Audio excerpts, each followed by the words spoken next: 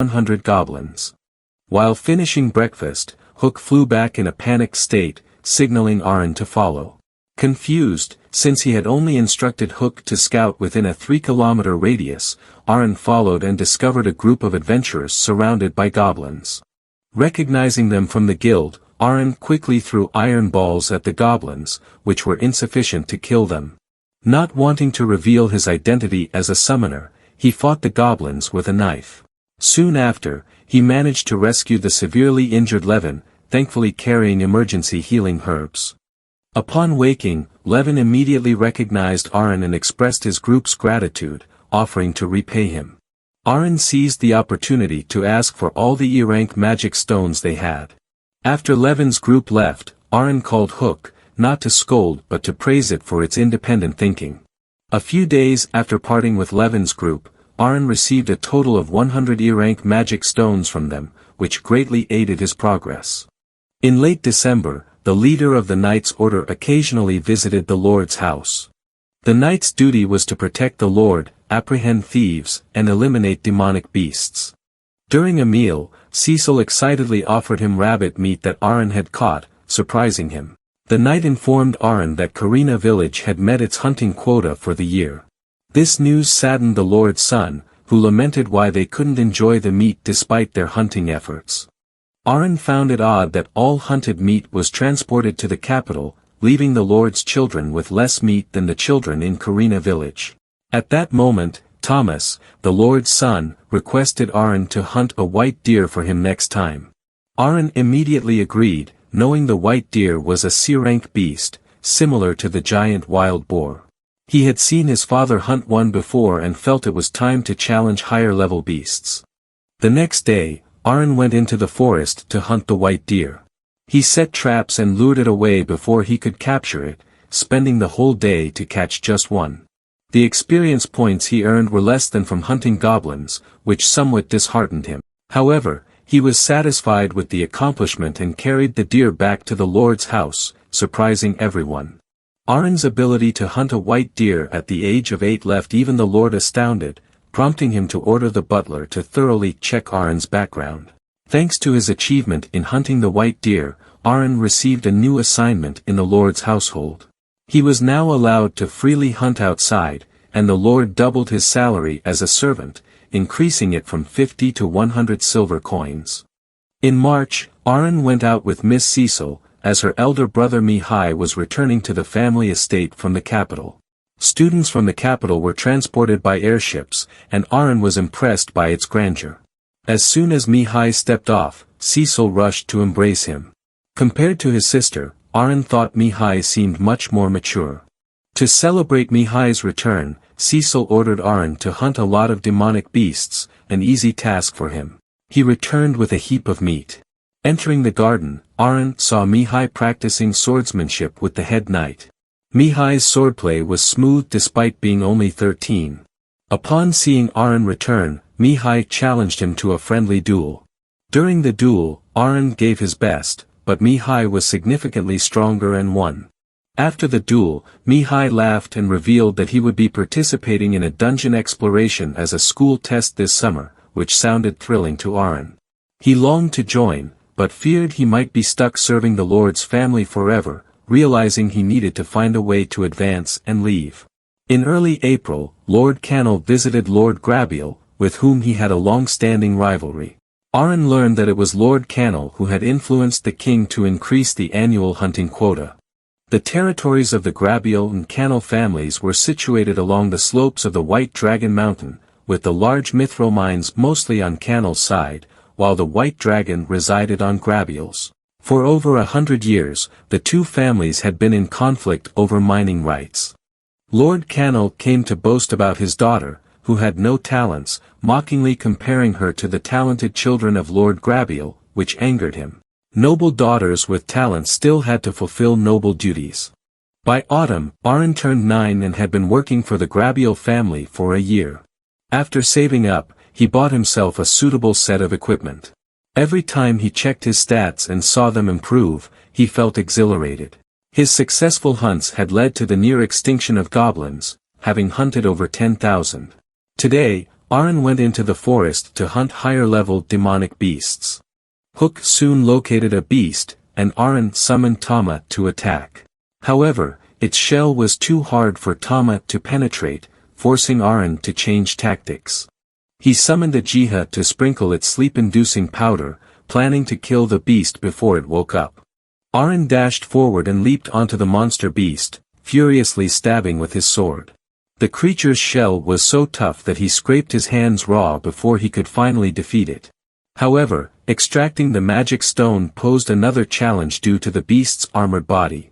Frustrated with the difficult hunt, Arin decided to switch his target to an easier prey, setting his sights on a sleeping orc. He summoned his Tama pack for a surprise attack. The orc, startled awake, quickly counterattacked, taking down 3 of Arin's Tamas in a short time. But that was no issue for Arin, who could summon many more. He rallied his forces for a full-on assault, and finally, he triumphed over the troublesome beast. This day marked a significant turning point in Arin's life, as he managed to slay a level C monster without relying on traps. Reflecting on his previous defeat to Mihai, Arin realized he was still too weak and should not be overconfident. Determined to rise up in this hellishly difficult game world, he reminded himself to strive harder. After a brief rest, Arin continued his hunt, focusing on orcs. His haul for the day included a giant ant and 15 orcs, earning him a total of 25,000 experience points. Excitedly, he rushed home, recalling that a full day of hunting goblins had previously yielded only a similar amount of experience. Now, if he could hunt around 40 orcs a day, he would gain a substantial amount of experience. On the 1st of November, Arin had the opportunity to attend school with Miss Cecil as a reward for serving her family for a year. Sitting in front of the teacher, he eagerly inquired about how to use magic. The key to wielding magic was to have the talent of a wizard. Without it, magic remained inaccessible. Cecil demonstrated her ability by making a verifying orb glow with her touch, proving her wizardry talent. When it was Arin's turn, the orb remained dark, indicating his inability to use magic. Not only was he inferior in swordsmanship, but he also couldn't use magic, and his summoning skills were mediocre. This realization dampened his enthusiasm for the entire lesson. A year had passed since Arin's hunting was recognized, bringing him closer to the city's residents. Suddenly, he noticed a commotion among the people. Levin's group rushed past him, prompting Arin to immediately follow and inquire about what had happened. The Madagalsa monster had emerged at the southern gate of the city, incredibly powerful, and only the captain and his knights could combat it. Levin's group was hastily heading to the location to help evacuate the citizens. As a hunter for the Lord's house, Arin decided to assist, regardless of the absence of orders. He quickly headed towards the south gate, where chaos reigned. Soldiers were urging people to enter the city and shut the gates, while a merchant's carriage was blocked by the beast. Facing the enormous monster, towering at least 5 meters tall, Arin felt a wave of fear. Inside the carriage, the merchant's family was trapped. Arin couldn't leave them behind. Dodging through the crowd, he drew a steel ball, aimed precisely, and hurled it at the monster's face to draw its attention. Then, he ran in another direction, provoking the beast to chase him. The monster, enraged by the injury, abandoned the carriage to pursue Arin. Arin's heart raced as he fled, but the monster's speed exceeded his expectations. It was about to catch him when, unexpectedly, it stopped. Arin realized the creature was toying with him, which infuriated him. He was determined to make the beast regret not seizing the chance to kill him. Opening his summoner's menu, Arin didn't summon combat beasts but instead used all his monsters to boost his stats, then turned tail and ran. He ran towards the forest outside the city, and when he felt safe enough, he started summoning 3 agahis, intending to put the monster to sleep. But as soon as he summoned them, the beast killed them. Arin's face went pale as he continued summoning other creatures, but nothing worked. Neither the sleep tactic nor the diversion worked on this monster. Arin was cornered and had to change his strategy. He planned to level up and return to face the beast later. However, the Madagalsa was relentless in its pursuit, determined to chase down Arin. Arin kept running, with the monster beast hot on his heels. 3 days later, he staggered back into the city, utterly exhausted and collapsing at the city gates, where the soldiers had to bring a doctor to attend to him. After receiving treatment, Aron slept for 2 days straight, waking up to find himself safely in his room. He sighed in relief, grateful to be back. Once fully recovered, Aron presented himself before the Lord to face any consequences. Surprisingly, the Lord did not reprimand him. Instead, he commended Aron for his bravery in protecting the city's people. Aron's reward for his actions was 10 coins, plus an additional 10 from the grateful merchant, totaling 20 coins. With this substantial reward, Aron immediately bought himself a new sword, sharper than any blade he had received back in his hometown. It easily slew the giant ants that previously required much effort.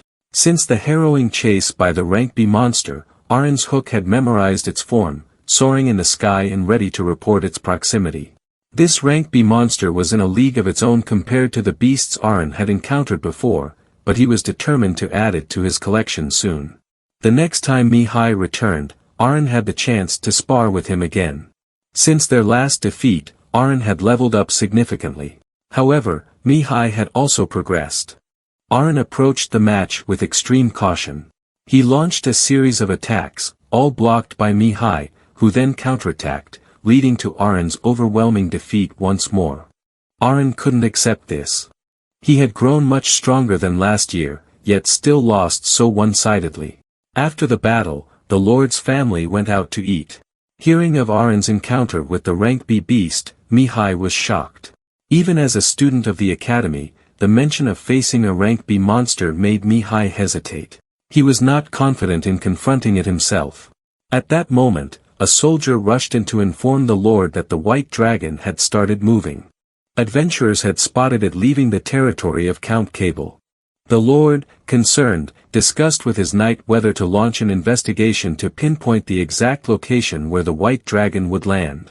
The knight felt the task was challenging due to the many dangerous monsters around the mountain. Investigating the entire area could take months. This whole story greatly excited Aron, who anticipated a major expedition by the Lord's family. It would be an excellent opportunity for him to freely hunt monsters. By mid-July, Aron continued his diligent hunting, and it took him over 2 years to level up his summoner class. He had progressed from summoning level E creatures to level D. Before welcoming new members, Aron tested the new skills of his older summons. Surprisingly, he could share his vision with Hook, his bird. This skill was not limited to sight but also extended to hearing, giving him the sensation of soaring in the sky. Combined with the Hawkeye skill, Aron's vision could extend hundreds of kilometers. Only now did Aron understand the importance of the intelligence stat.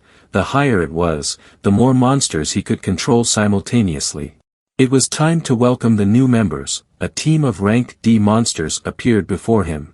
Apart from aquatic monsters, all these creatures had intelligence stats over 100, allowing Aron to share information with them. Without delay, Aron located a monster to test his new team's capabilities. Standing from a distance, he used his shared intelligence skill to command them. They might not have overwhelming strength, but their efficiency was more than sufficient. With this ability, Aron could even command them to grind experience for him while he slept. On his way home, Aron had an idea. He used Hook to fly back to his hometown and left a gold coin in his house, planning to do this every day henceforth. July marked Aron's 10th birthday and his second year working for the Lord's family. Over the past few months, the knights had been scouting the Misril mine area. The region was swarming with monsters, and clearing them out to continue mining would take up to 3 years, a timeframe the Lord found too long. The situation in Count Cannel's territory was no better, with the white dragon wreaking havoc in the area. As for Aron, he was thoroughly prepared. When he turned 12, he planned to leave and start his journey as an adventurer. There were still 2 years left, during which Aron intended to do his utmost to help the Lord's family reopen the Misril mines. Aron used Hook to scout for monster-infested areas, as the Knight squad would soon be launching an offensive there. After some exploration, he discovered a goblin village, likely the source of the goblins he had previously hunted. The village was littered with human bones, indicating the goblin's preference for human flesh. Arin was determined to eradicate them completely. He summoned Harami Fish to buff his other monsters with evasion skills, then directed his bear squad to destroy the goblin village. The bears easily overpowered the melee goblins, while Arin commanded Hook to attack the ranged ones. As they invaded the village and the goblins realized they were under attack, a massive horde, about 200 strong, emerged. It was time for Arin to join the fight. Arin summoned a group of bears to engage the goblins. The summoned monsters were ferocious, showing no signs of weakness against the goblin horde, which began to fear them. Arin had anticipated this and placed a bear team in waiting to ambush the goblins. He then commenced a massacre, leading up to the moment the Goblin King appeared. It was time for the king to face Arin's strongest warrior bear, which had already killed thousands of rank C monsters. Arin was confident that the Goblin King was no match for his bear. After slaying the king, Arin instructed the bears to gather the corpses in one place for easier collection of magic stones. With the task completed, Arin used a torch from his spatial storage to deal with the bodies. This spatial storage was incredibly handy. The mission to obliterate the goblin village was a success, resulting in over 200 goblins killed and a substantial amount of experience gained. Arin began planning his next targets, aiming to conquer more goblin villages and eventually an orc village, culminating in a rematch with the rank B monster that had previously humiliated him. In March, Mihai returned from graduating the academy, but he seemed unhappy. Upon meeting Arin, Mihai immediately challenged him to a serious duel. This time, Arin was determined to defeat Mihai. He amplified his speed with the stats of his rank D monsters, making him almost twice as fast as last year. He launched a critical sword strike, but astonishingly, Mihai